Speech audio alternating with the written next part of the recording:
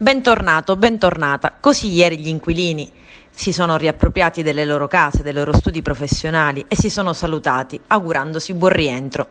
Parliamo degli sfollati del Viale della Vittoria, in particolare di via Emanuele Orlando, costretti dal crollo dello scorso 18 settembre ad abbandonare i loro appartamenti.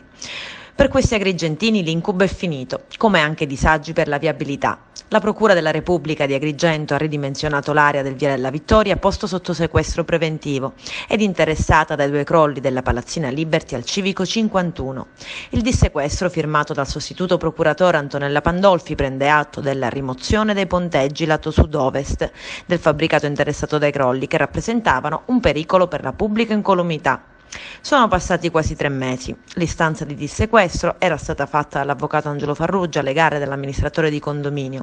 Il sindaco di Agrigento, Lillo Firetto, ha emanato ieri l'ordinanza che revoca i provvedimenti restrittivi e di sgombero. Si attende ora che si possa procedere con l'integrale rimozione dei calcinacci ancora presenti sulla piazza Cavour, ha detto il primo cittadino, assicurando così la piena fruibilità dell'intera area.